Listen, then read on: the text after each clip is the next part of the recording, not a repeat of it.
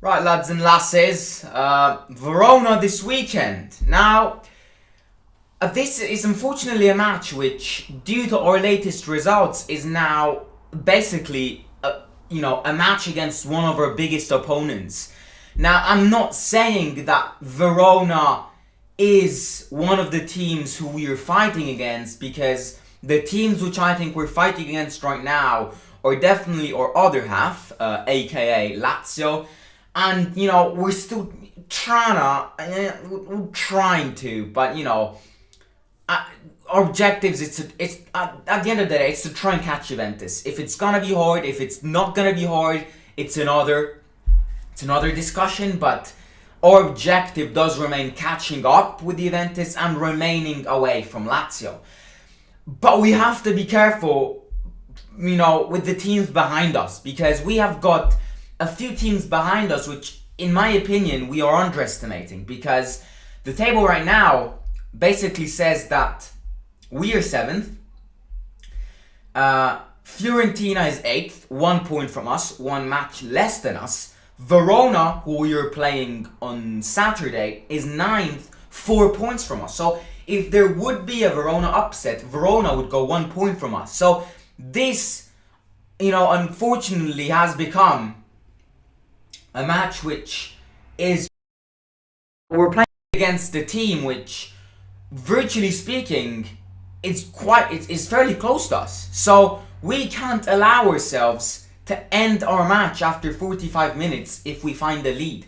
We can't allow ourselves to just turn off and go on a night mode for 80 minutes. We have to step up on that football pitch determined. And we've been saying this for every single match. Every single match has been like this. But unfortunately, this team hasn't shown us that they are able to do this. And this is why we're constantly repeating the same things. Because one of the biggest problems that Roma have encountered this season is actually improving from his own mistakes.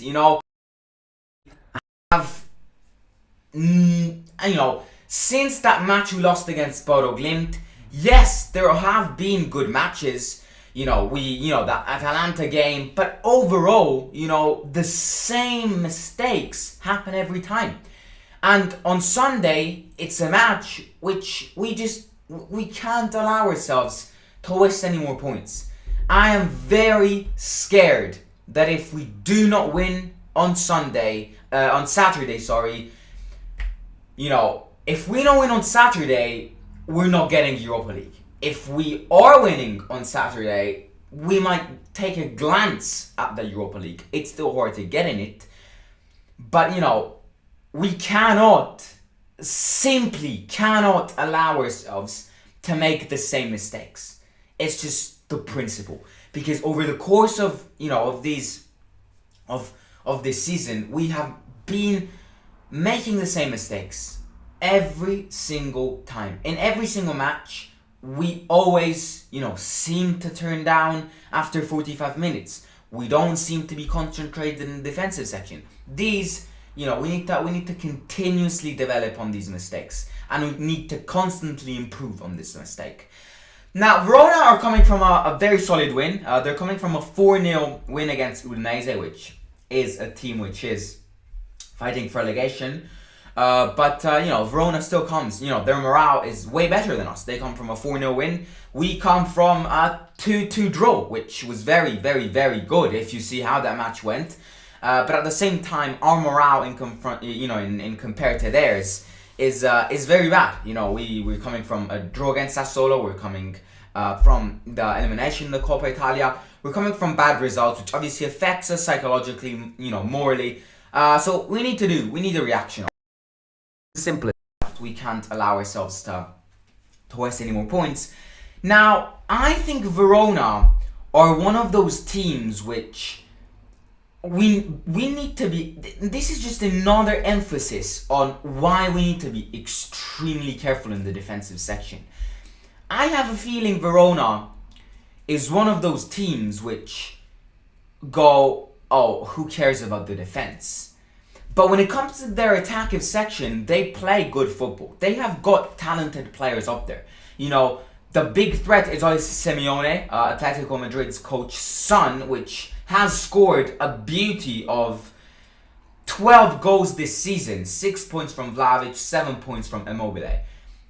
He is definitely our biggest threat. But the way Verona play, which means Simeone scores the goals, allows Barak, which is the player which plays basically in a Pellegrini position for Verona, has got very, very, very precise, passes, and has a very good record of contributions. He is one of the players in this area which has had the most contributions this season, goals and assists. The records Barak has, and the stats show that Barak and Simeone are a dangerous duo. Very dangerous duo. So Smalling needs to be up for it, and lately he's not been that great. Mancini, is suspended for the match because he's had too many yellow cards. He's too aggressive as a player. So Ibanez is injured and will not be available for the next 4 weeks.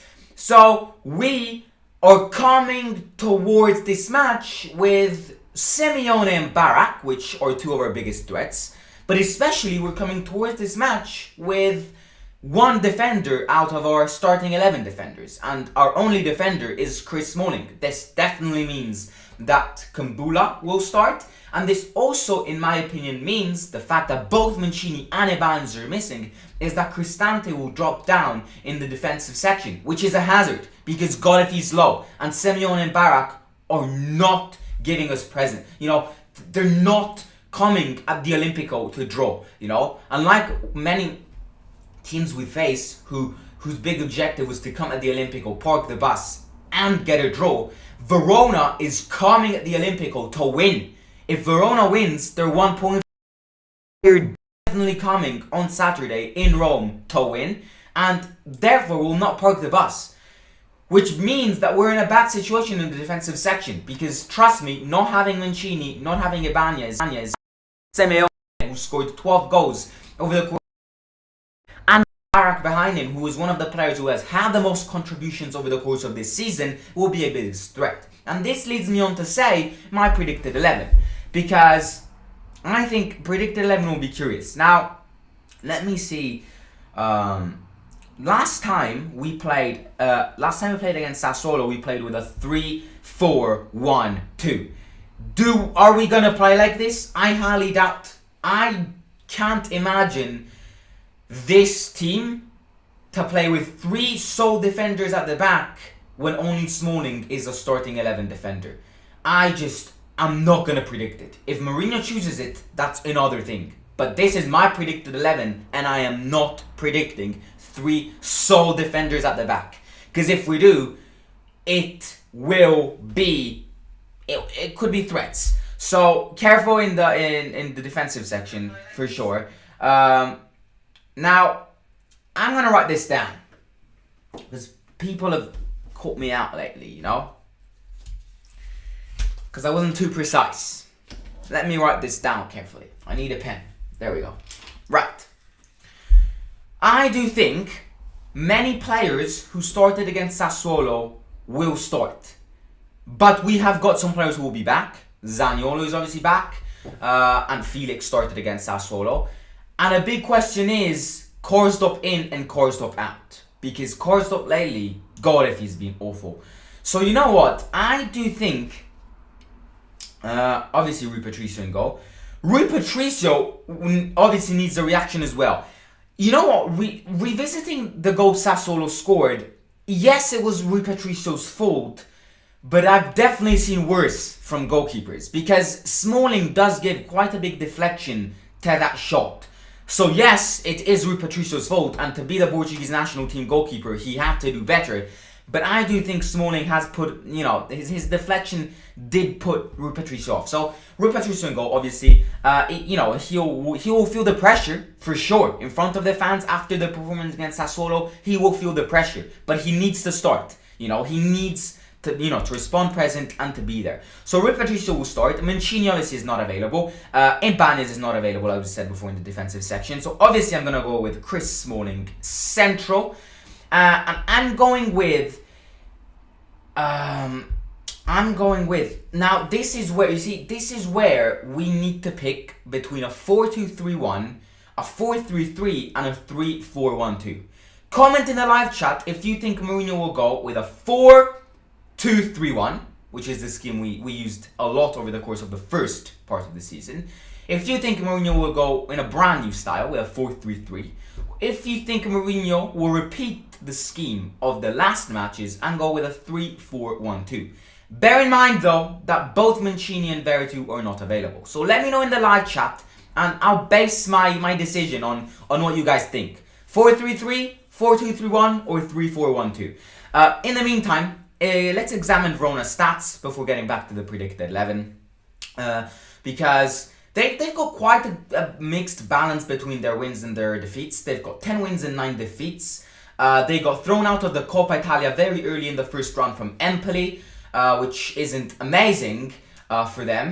They're 9th in the league. You know, for a team like Verona, obviously they started the season with Di Francesco, then they sacked Di Francesco after like 2 months. They brought Tudor in, and in Tudor's debut, they beat us 3-2. We know how Verona, you know, Caprari is another player which we definitely need to pay attention for, because he was absolutely hallucinating against us in the first round. I'm not sure if Caprari is injured though. I don't think Caprari is injured, so he will definitely play. And Caprari, Barak, and Simeone can be a massive threat to us.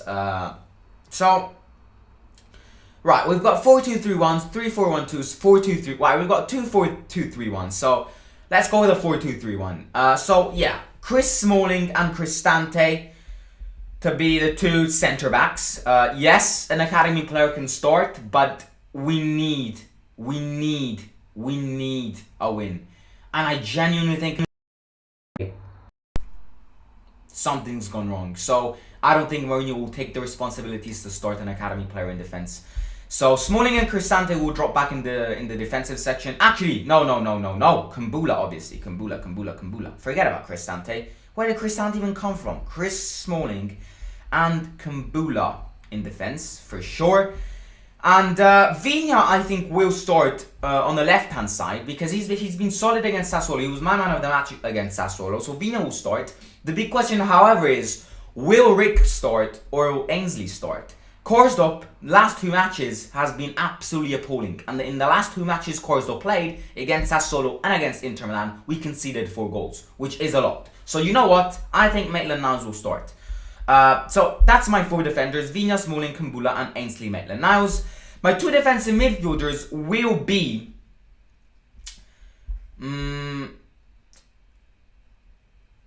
Oliveira, for sure, and Veretout. It could be Cristante, but no. It could be Pellegrini, but Pellegrini in the defensive section, I've never seen Pellegrini play defensive mid. So I do think Veretout will start. Speaking about Veretout will, I'd say 70% leave Roma this summer, which I think, considering this season, it's not that bad. So I think Oli and Veretout will start. 3 attacking midfielders will be Zaniolo on the right-hand side, Pellegrini in the middle, and Mkhitaryan on the left-hand side, and then Tammy up front. Now, Felix lately has been appalling. And I don't like, criticizing players. He's very young. I can't criticize Felix, The impact he has given to this club at such a young age is insane. We need to expect Felix not being, 100% ready for every single match. He is yet an academy player. So, we need patience for Felix. But lately, Felix has not been great. So I do think Mkhitaryan will start. El Shaarawy, I would have definitely started him, but El Shaarawy is one hell of an injury-prone player. He's injured once again. He's out for 2 weeks. And, he is a constant injury. So I would consider selling El Shaarawy this summer. He's one of the players which earns the most in this club. And this season, he's barely played, partly due to injuries. So Mkhitaryan will start and Tammy up front. Recapping everything, I think Rui Patricio in goal, Vigna, Smalling, Kumbula, and Maitland-Niles in the defensive section. Oliveira and Veretout in the defensive mids. Mkhitaryan, Pellegrini, and Zaniolo attacking mids. And Tammy up front. Now, it will be the first match where Mourinho returns to a 4-2-3-1. At the start of the season, we were playing with a 4-2-3-1 and we were winning many matches. One of the first match we lost was, in fact, against Verona this season.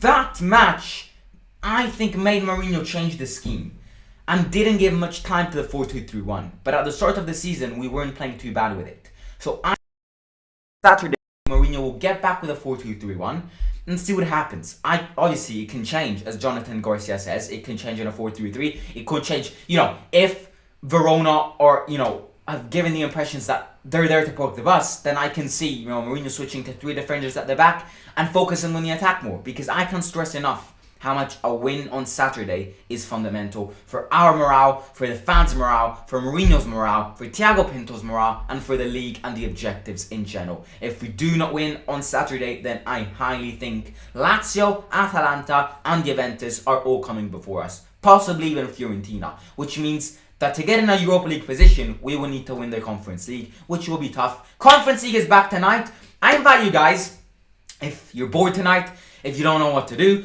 to look at the Conference League, because the Conference League will be very, very interesting tonight. Let's see what Bodo does up in Glasgow, and just paying attention to the teams which could, be the next opponents for Roma. Obviously, we've got amazing matches in the Europa League as well. Barca-Napoli in about 30 minutes, so definitely head and watch that now. And lads and lasses, once again, thank you so much for 2K subscribers. Once again, if you're watching this and you haven't already subscribed, please smash the subscribe button. There are a percentage of you guys which watches these videos and is not yet subscribed, which is annoying. So if you're watching this and you're not yet subscribed, please subscribe if you haven't already, and subscribe also to my second channel. Link is in description below. Smash the like button when it comes to the video and comment in the comments your own predicted 11, and follow me on Instagram at _the Salmon Show, and I'll catch you tomorrow.